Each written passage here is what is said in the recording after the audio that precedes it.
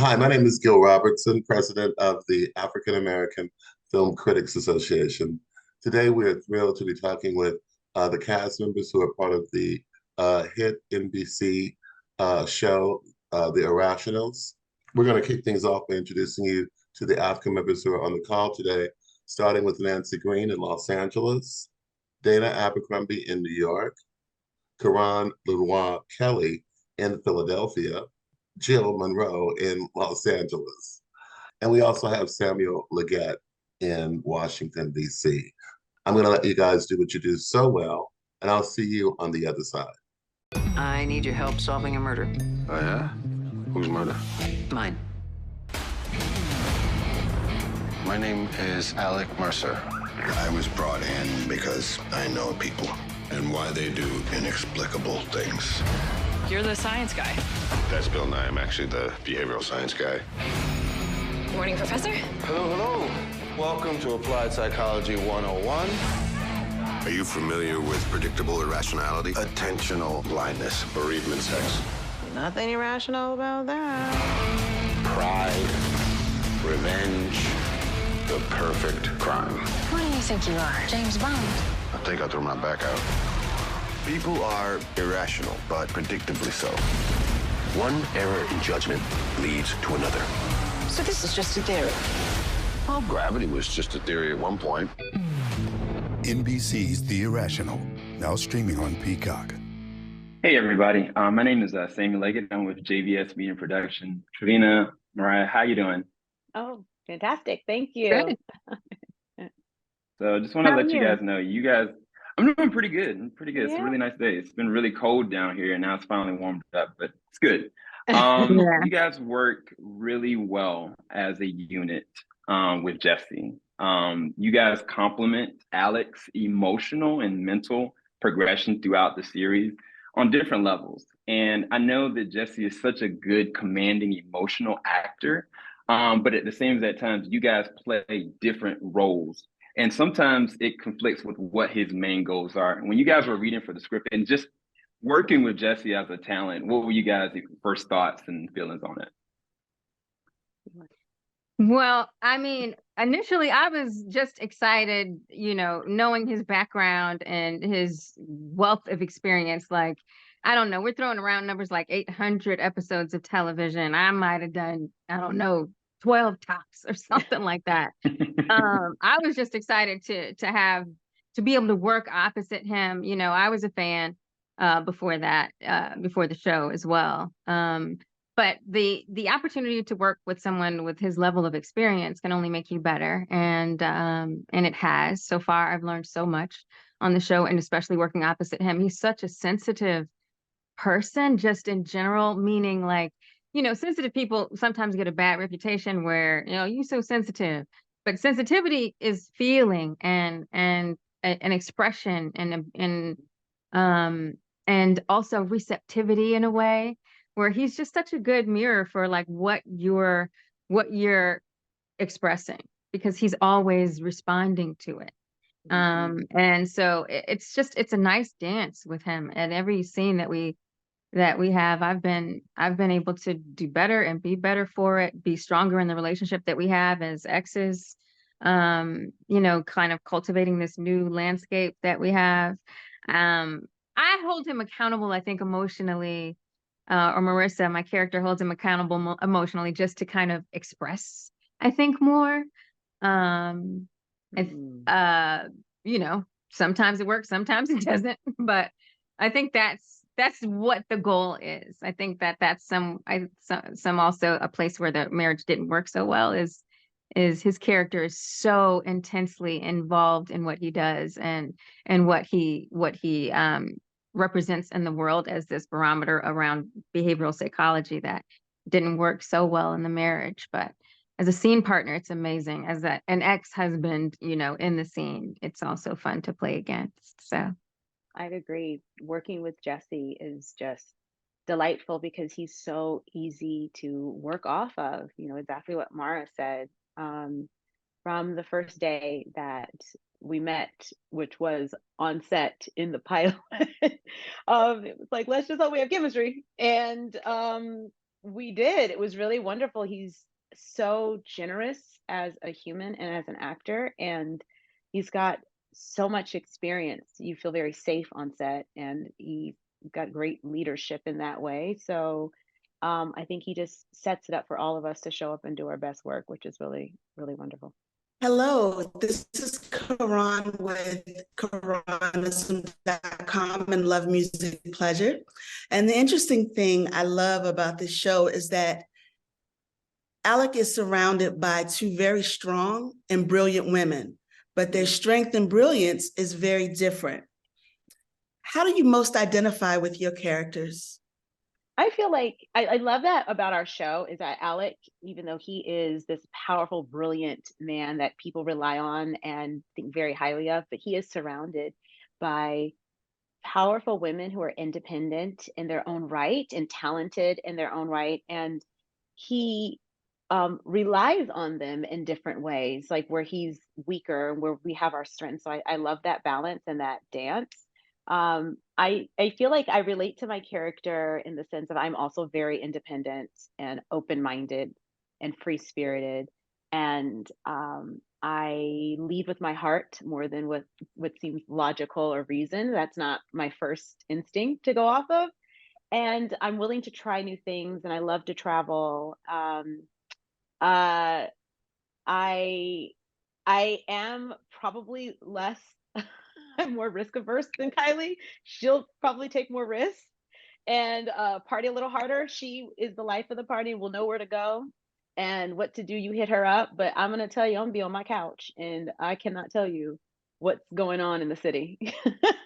I'm a lot more probably reserved in that way compared to Kylie. I feel like Marissa is resilient and she's tough on the outside and more soft on the inside. I feel similar to her in that regard. I'm also really resilient and strong because life just does that, right? It like strengthens you. But I'm very soft on the inside, very soft-hearted. Ultimately, she's made a choice though to put herself first. And I'm still wrestling with that. Like I'm still always thinking about other people and I'm a mom. So I think that's naturally just what I'm doing is always, making sure that everyone else is taken care of. And I'm learning though, actually through playing this character, she's made a huge life decision, to make sure that she's okay and figure out who she is more. I know I'm more self-aware probably than she is. She's been so in this marriage for 20 years and she started when she was like 20 years old at the beginning of her career.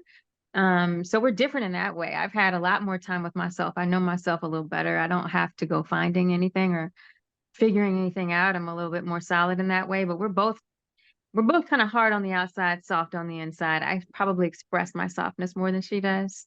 But I'm looking forward to her getting more aware and becoming more of herself and expressing more of that on the show. I love that. Thank you. I love the balance that the three characters bring together without it actually being a romantic triangle, because there's a sister and an ex and work well together. Thank you so much for your performances. No, thank you. Thank you.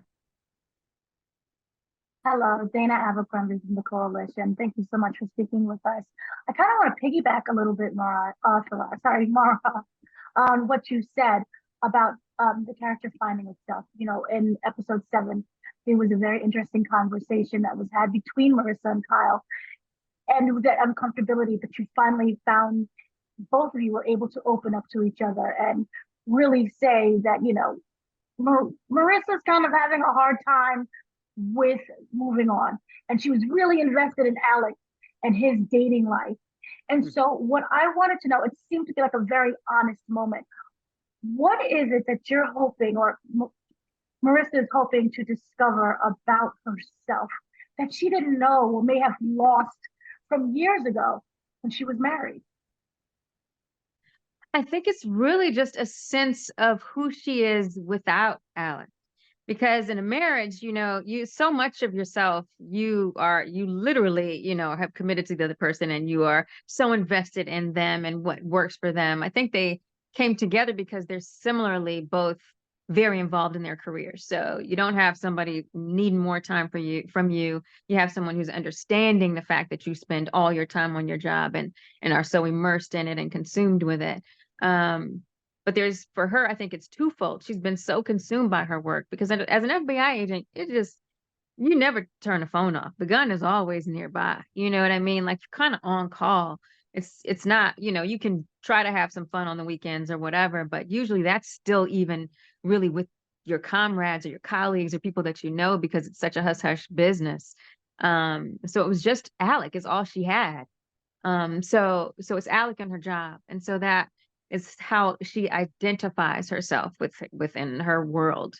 So just to be able to find out more of her true nature, her the sense of self beyond her marriage. Hopefully, we'll look at who she is beyond her career even as well.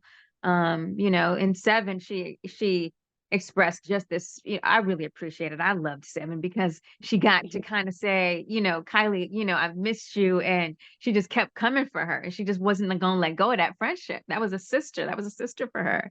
So she was not just so invested in Alec, but also the family, his entire family. And for her relationship with Kylie, that meant that she was like a sister to her. And one of the things we talk about is we don't look at those breakups enough. Those friendship and those sisterhood breakups are sometimes even more heartbreaking.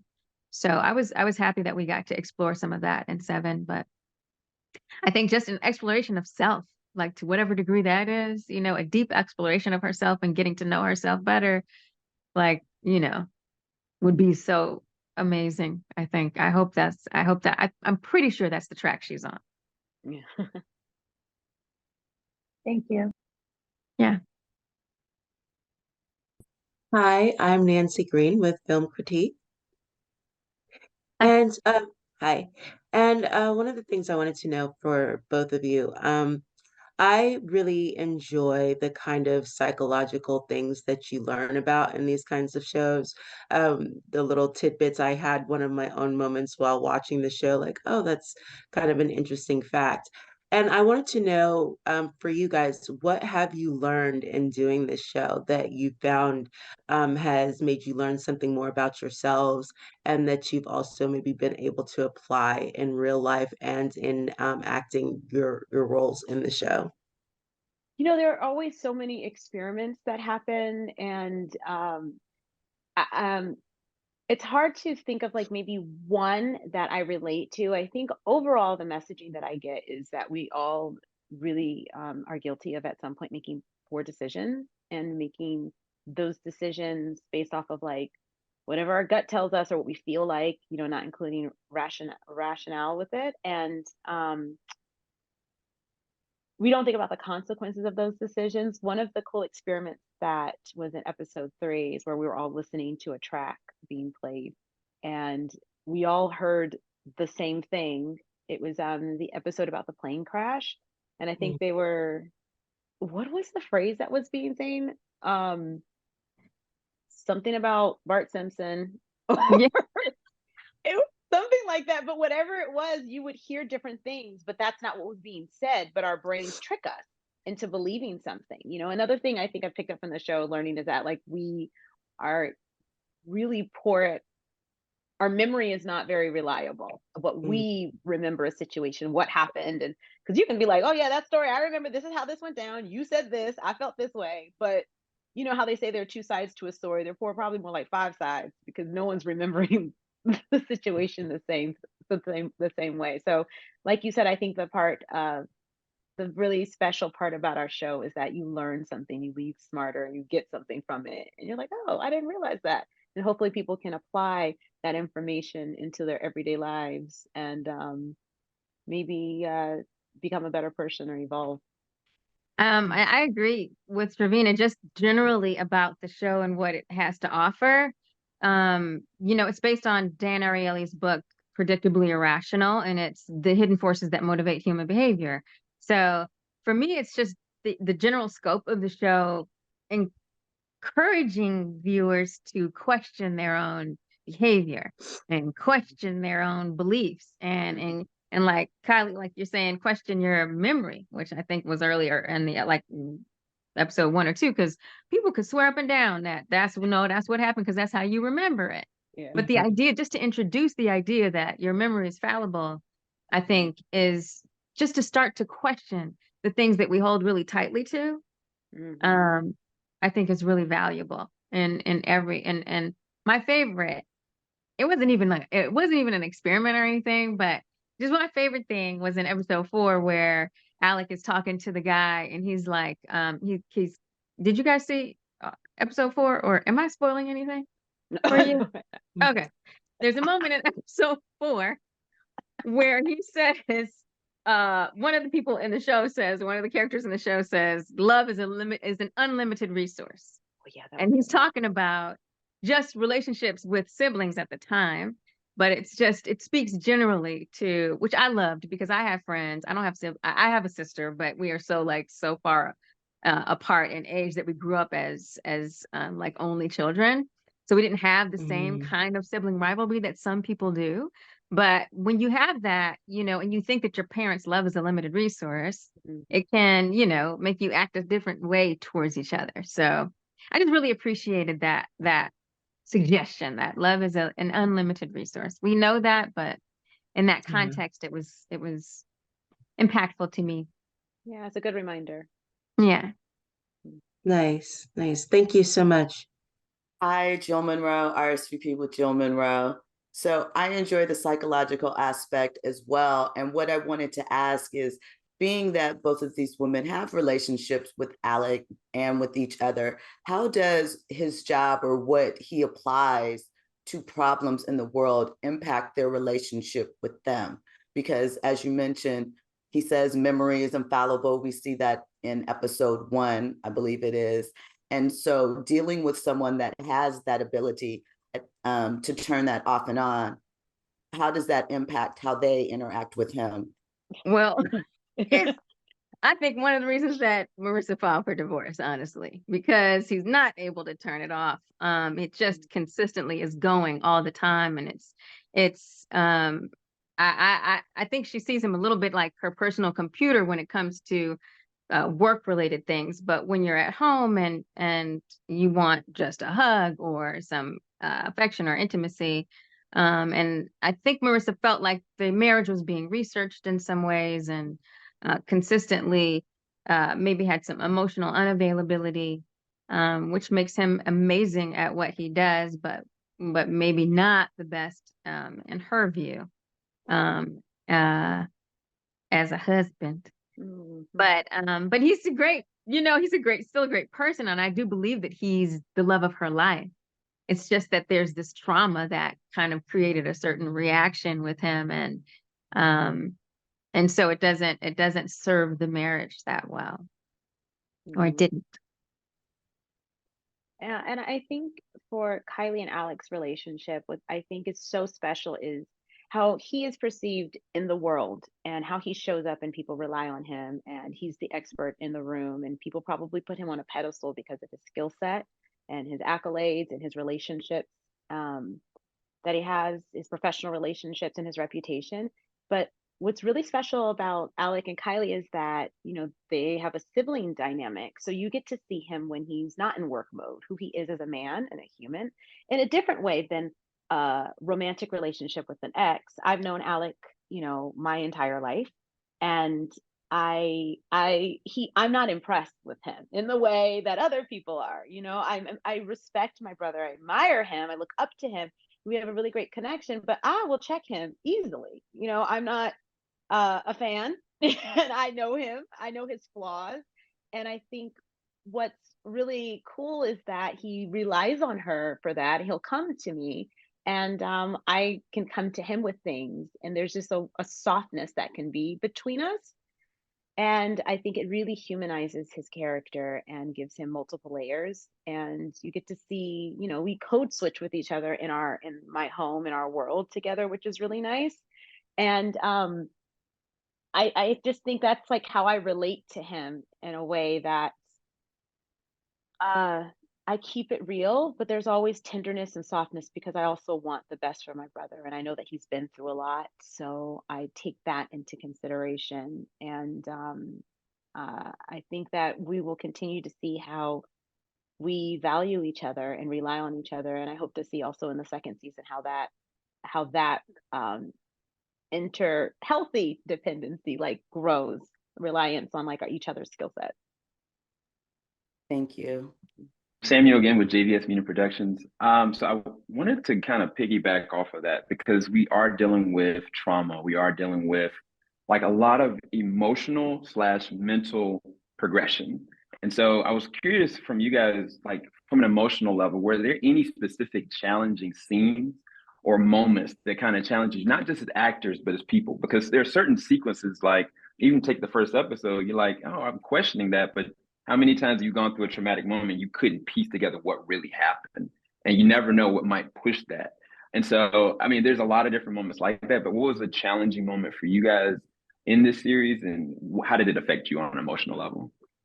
There are in the upcoming episodes were some of my most challenging moments, and I don't, so I mean, she goes through it a bit, and yeah, there's not, I know I can't speak to some of that as much as I'd like to, but there's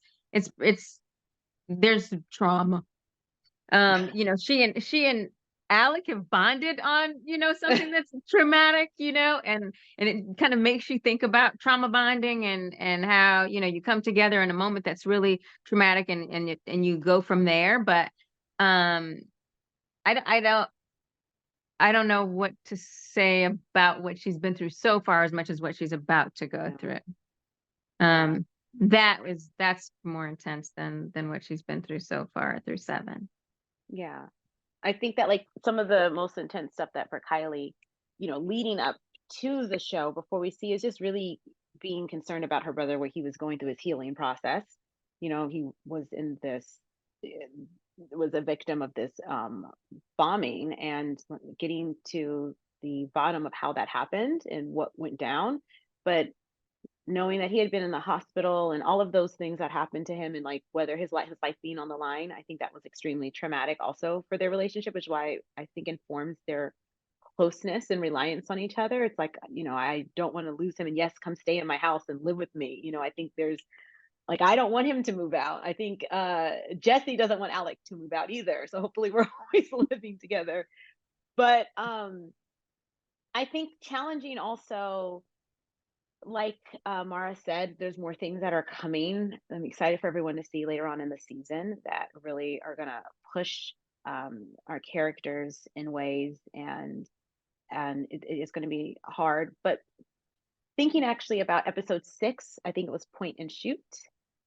Our episode about the police violence was really written wonderfully by Kirk Moore. It was a fantastically written episode. And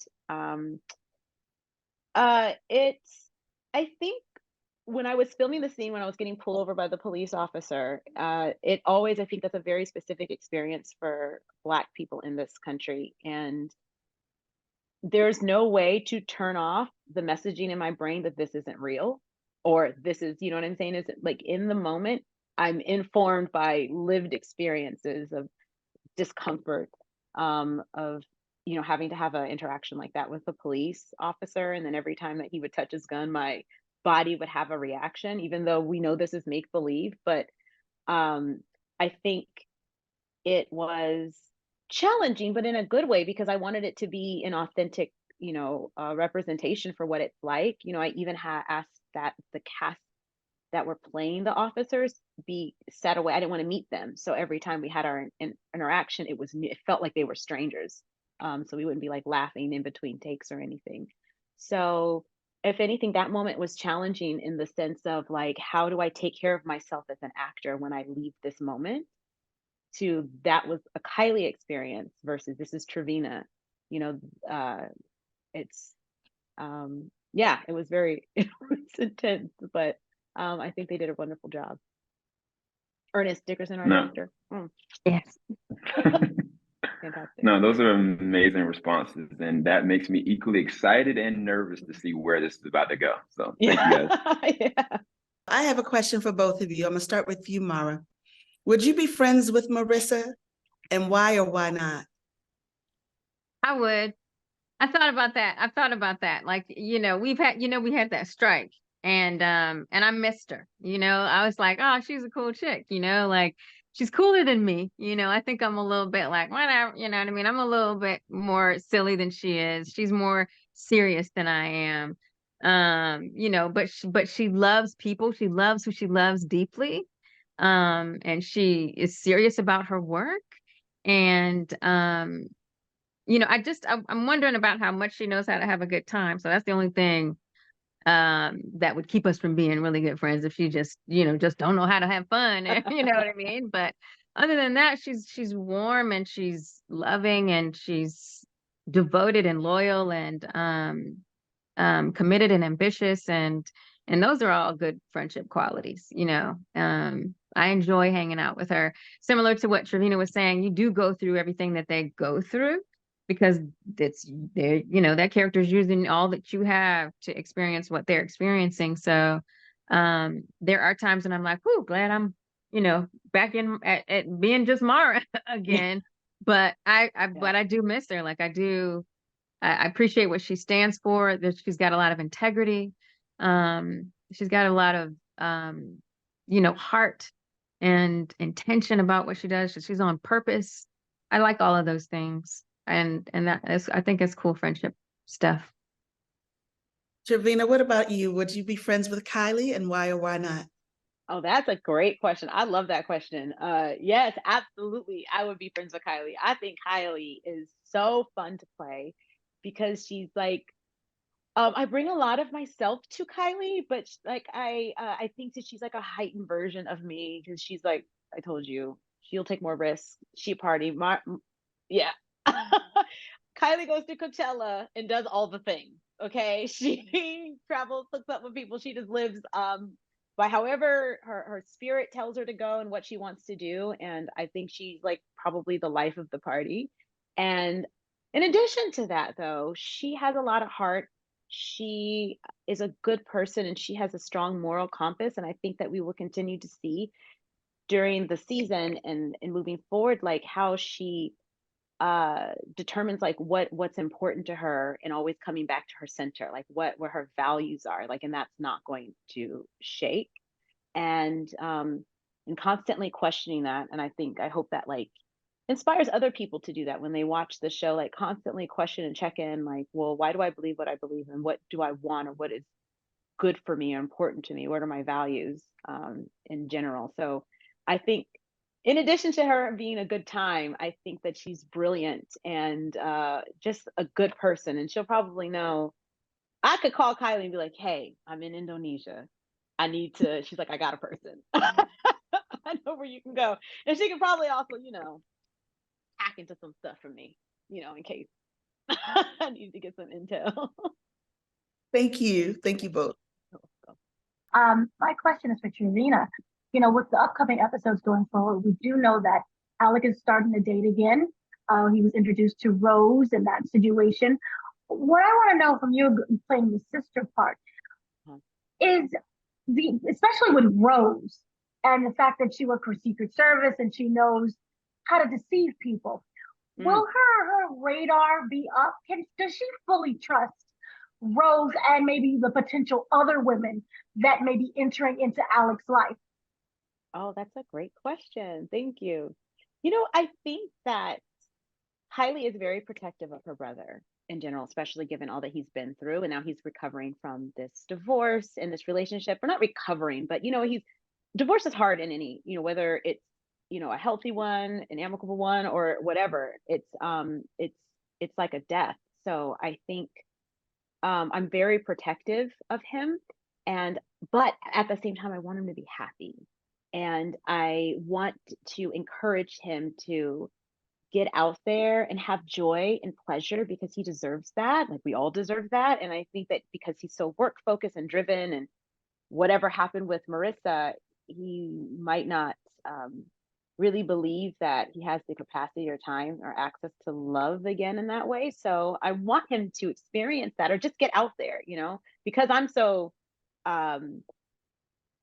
open-minded and free. I'm like, you can go on dates. It doesn't mean you're getting married again. Just, you know, have fun, see this person. But yes, I side eye everybody. And Kylie probably has done some whatever digging, but so far I think she trusts Rose, and she sees how happy she makes him, or just how he shows up, and there's something that softens a little bit. And I think I like that with him and how she is with him. And so at the moment, I'm hopeful and open-minded. And at the end of the day, she just wants the best for her brother. I like the open-minded part. I'm not trusting, but I like that for her. Thank Right? you. I'm like, she's not, listen, she's not Marissa. She's not Marissa. Marissa's my girl. But, you know, at the same time, it's like, I want what's best for both of them. And, you know, and I understand what like Marissa and Alec may not be the best for each other, but as individuals, you know, I'm always going to be Team Marissa. One of the things that I found with this show, I don't know, I kind of feel a lot like with the main character that he feels like he's very rational as compared to other people. But what I notice is with both of your characters, he falls into these things where he thinks that he can do certain things, and that's not necessarily the case. Particularly with Marissa and their relationship, you kind of, you know, get that feeling. So I wanted to know, how do you feel like the two of you ground his character and kind of open his eyes to where he might not be as rational as he thinks he is? Yeah, I feel like you know, Marissa met him when right after this church bombing, and you know, a great percentage of his body was burned, and um you know, she immediately was able to look past the burns. You know, that kind of trauma, that kind of thing is, you know, like, is anybody going to love me again? You know, what kind of experience do you have in life after that? It did introduce him to, I think, two loves of his life, Marissa and his work. So it was great for him. So I think he sees some of life through that lens. You know, like he kind of turned it on its head and he made the best of it. And he's sought after now for the change that it made in him. But I think the thing that grounds him with Marissa is this unconditional love that she's had for him, and this desire to help him through the experience in general, and then also to get justice for him, and not have it just been a situation that happened in vain with his friend or him or any of the other people that were in the church that day. So I feel like, you know, he looks to her for you know, that person that you know from back in the day that's been there since day one. You know what I mean? That's not your family, that loved you anyway. You know what I mean? We all have like that friend or maybe even that cousin or somebody. But if you got that person that's not in your family that's been holding you down like family, that's just a special kind of bond. You know what I mean? And we met when with that trauma. That's where we met. So there's been this sense of nurturing and I don't say caregiving. He would, if he was on here, he would be like, that's probably why he wouldn't want to be. She mothers him too much, I think, you know, like, but it's because of how they met. So that kind of is probably a mothering kind of an impression that she's left with him, just caretaking despite it all and because of it all. I think that makes him feel at ease, generally speaking, you know, but it's just that person that just holds you down despite the fact that they don't, maybe to you, have a good reason to do that. Yeah, that's for Marissa. Yeah, for sure. The question was, how do I ground him, Kylie? Yes. I think Kylie grounds him in the way, as I mentioned before, how she keeps it very real with him and has that sort of relationship. There's just familiarity, and they've always been very close. He's probably helped raise me a bit, and um, he doesn't have to be anything but himself with me. He doesn't have to be anything but Alec, my brother. He needs to, he needs to, clean up after himself in his house. But that's, but I think, yeah, he doesn't have to be anything else. And I listen to him, and I also think that there's this cool thing because Kylie is so free and so different on the other side of the spectrum in some ways from her brother, that she works to kind of bring him to that side, like to loosen him up, relax. I got him in this house. You've seen my apartment. We've got color on the walls. Alec probably didn't have all that. So I think just by the environment, I probably, bring Sage around, and he's like, what is this? This is irrational. And I'm like, well, we're gonna get the vibes. I got crystals. I'm doing the things. And I think just being around me and in the space is going to, or it does ground him a bit. And he's probably changed a little bit since he's been living with me. Oh, yay. Hi, it's Jill Monroe again. So we've spent some time talking about the ways in which Marissa and Kylie have impacted Alex and the impression that they leave on his life. What is the impact that he leaves on their life? Because surely dealing with someone who is rational must somehow impart those traits onto the people that he's closest to, where they're utilizing them in their own ways. So are there any ways that he, impacts them, maybe a little negatively, but in general? Well, I mean, my first thought is that, he's the love of her life, so that just takes precedence, I think, over most of the things. But she's had to I think she has a natural sense of and I think she's very intuitive, Marissa.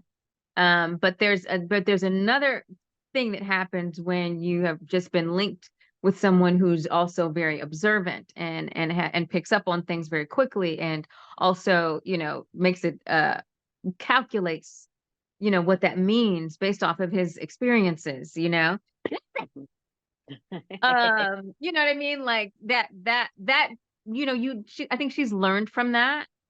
She's probably takes some of that into her work environment as well. I think the biggest impact that, is just love in her heart for him. But after that, just working with him, working alongside him so much, and being able to kind of pick up some of those things are really valuable in her work, to be able to have that sense of reading somebody so well. Listen, I just joined the party. Hey, Jesse. Hey, Jesse. Look at you beautiful girls. Oh my God. Like, I can't say girls, women. Yeah. Yeah. Look at y'all. I can't take it. What y'all talking about?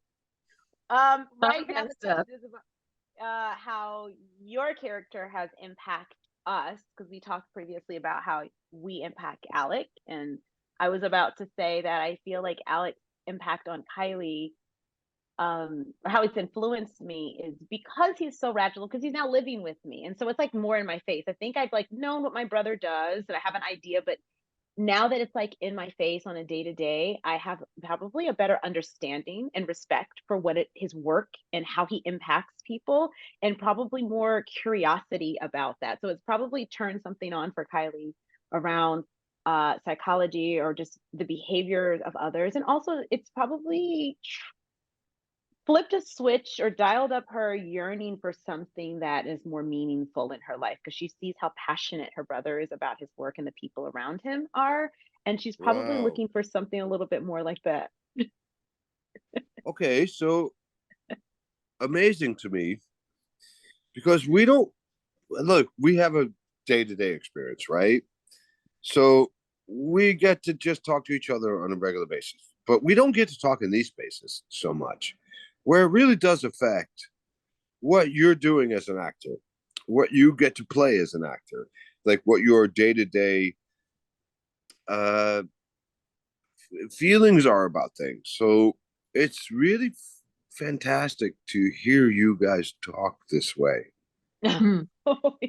It really is. I can't tell you how much it's fantastic to hear you talk this way because the show is important to me. You guys are absolutely important to me. So how we deal with it is a big deal. Yeah. It's a big deal. So it's nice to hear these things. You're important to us too, Jesse. Yeah, Jesse, we love you. Oh. My name is Samuel Legan with JVS Media Productions. I just want to let you know you're an amazing talent. I've followed your work for quite some time. One of my best friends, Keaton, like when you first got casted as the dad in The Flash, he's like, my man from Law and Order and Rent, like he was elated, and so was I. But with this specific role, you are the ultimate rational thinker, but he's also dealing with a lot of grief, a lot of loss, and a lot of pain. And you're such a dynamic, emotional actor, and you complement everybody around you with your work. So when you first read the script for this, like, kind of was that like euphoric for you? Was it like exciting? Like, what was going on through your mind as soon as you got the nudge that this is the character that you can approach? And also, how did it complement you as an actor going to it? Well, bro, let me tell you this. Like, first of all, like I have had long stretches with television programs, if you will. So it's been a minute, like where I'm like, yo, do I really want to go and do a whole nother TV show this way? And people ask me to play detectives, right? So this wasn't a detective. It was something different. And I loved it. Like, there's something about it. I loved it. Like, and there's something about what this guy does and the material that we can mine in this that is blowing my mind, where I'm learning things about myself. I think the other actors in the show are doing the same thing, where there's like, wait a minute, there's a whole world where we get to learn stuff. Also, I'm going to say what's in the room. We're Black people. And guess what we haven't gotten to do? These things. These things. These things. Can I say that out loud? Is that okay? Yes, please say it out loud. Please. We haven't gotten to do this. And so, as much as I'm on the set with Mara and Trevina, and we just loving on each other just because we're Black actors in a sacred space, if you will, and we all feel very grateful and lucky to be in these spaces. And we're in a big old studio space, right? Where NBC said, look at these Black people. Let's do this. Let's do this. I'm a big part of it, and I have to take that in.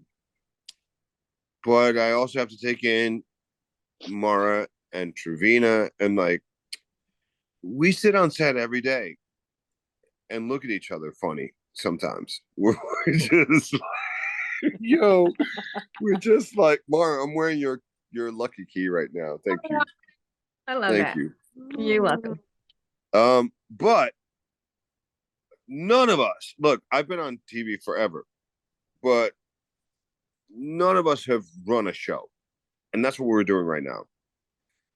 We're running a show. I'm running it. Mari, you're running it. And Trevina, I don't care if you know or not, but you are too. We're running a show in Canada where people ain't ready for all the stuff we talk about. I don't even know if NBC's ready for what we're talking about, but we got to make it happen. I just found out of nowhere today that I got a nomination for the NAACP awards.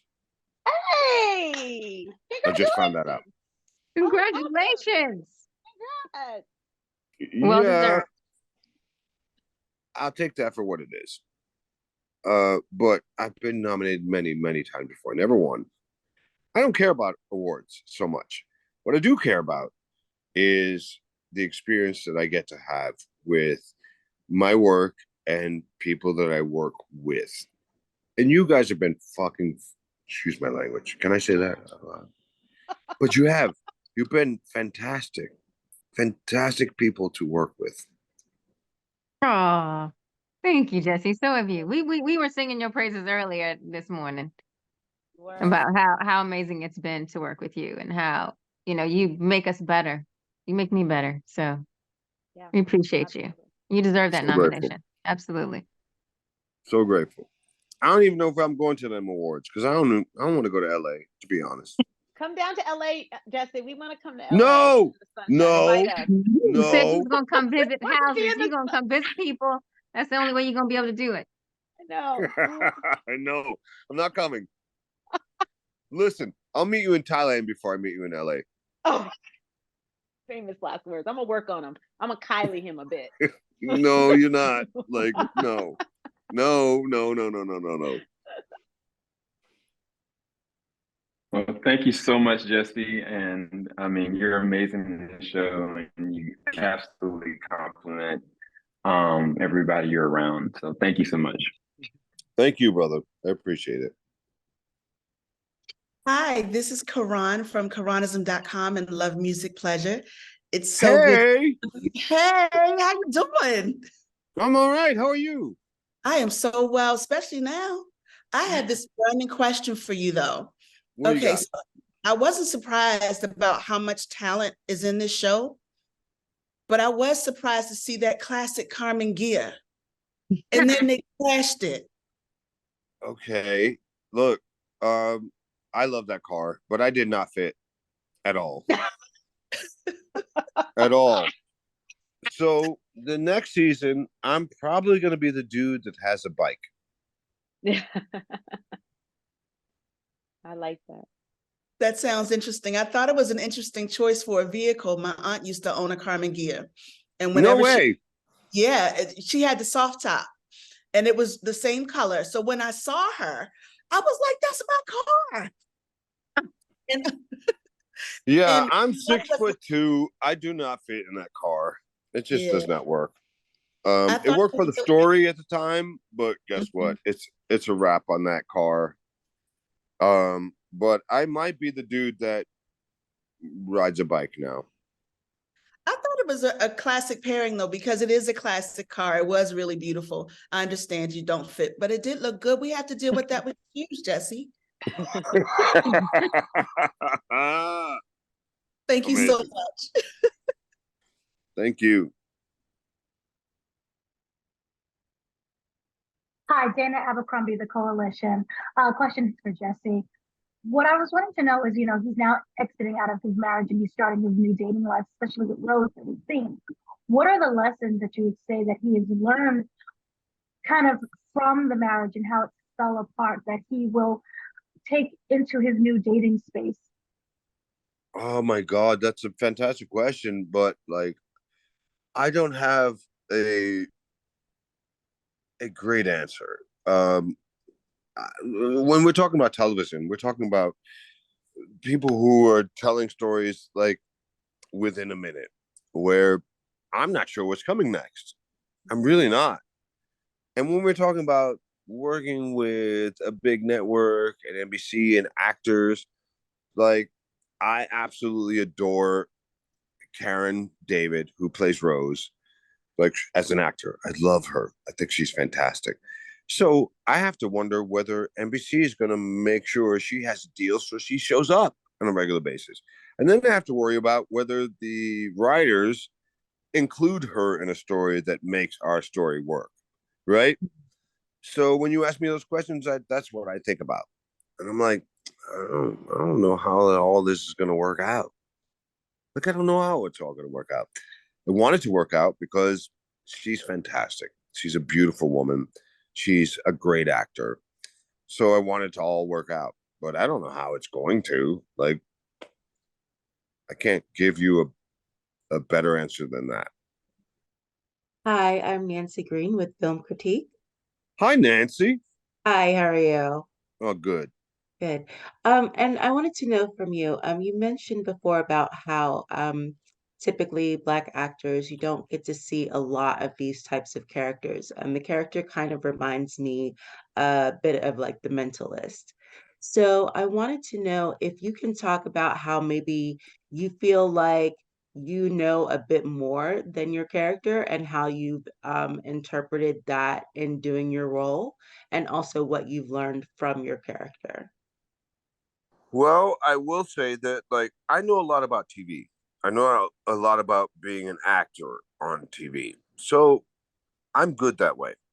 Mhm. As far as like what I get to play on television, this is brand new to me. So it's a big deal. And meeting the guy that this character is loosely based on, he's a genius. A genius. So I have to stick close to him and ask him questions, right? And in the landscape of what Black people get to do on television, guess what? Brand new. Guess what? Brand new. Here I am doing some new spaces, and I'm glad to do them. And I feel the need to honor those spaces by being as authentic as I can possibly be. So you ask me these questions, but I'm learning these answers at the very same time you're asking. Like, I don't know. Look, I've been on TV forever, but I don't know the answers to a lot of things. I want to tell you some amazing moment, right? I really do. I want to tell you, but I don't got it. Like, what I have is what I've been through. And what I will say is, God bless you for being somebody that even asked me those questions, because you think I have an answer. You literally, you think I have an answer. And like, I'm working my ass off to have an experience myself, let alone talk to somebody about my experience. Like, I'm working my ass off to just have that experience myself. Mara will tell you that. Trevina will tell you that. Like, we work there every day trying to make it all work. And it's a big network. It's a big story. There's big character arcs. We're all doing the best we can to make it work. And it's brand new to all of us. Listen, none of us know what's going to happen in season 2, but we know we got picked up, so we're all excited about that. We're like, yay, we got picked up. But we have no idea what's going to happen. There's a whole writer's room that is sitting there right now trying to figure it out. They're all just like, wait, what are we going to do next? Guess what? I don't know. I don't know nothing. I don't know what's going to happen. I just know I'm there. And I know that, like, I have a responsibility as an actor. I have a responsibility for this character to make it all work. Mara feels the same way. I'm sure Trevina feels the same way. We're all just like waiting to figure out what we do next. Yeah, absolutely. And God bless us all. Like, in these big television spaces, these big moments, there's not too many Black actors doing it, right? Like, here we are doing it. Yeah. Well, Jesse, Mara, and Trevina, we thank you. We love the show, and we are certainly going Wait to a minute, where you come from? Who are you? Jesse, I'm Gil Robertson, president of the African American Film Critics Association. No And way. brother, Okay, wait. brother, So we we love talked. talking to you, but unfortunately, we've just run out of time. Oh, So I no. want to thank you for your time, and I want you to know, you and the ladies know that you can count on us. We've got your back. I appreciate that, brother. We are supporting the show. Thank you. So on behalf of the world's largest group of Black film and TV critics, thank you for watching this edition of AAFCA Roundtables. Have a great day. Thank you so much, brother. Thank And you. congratulations on the Thank you. Image Award. Thank you. Oh, thank you.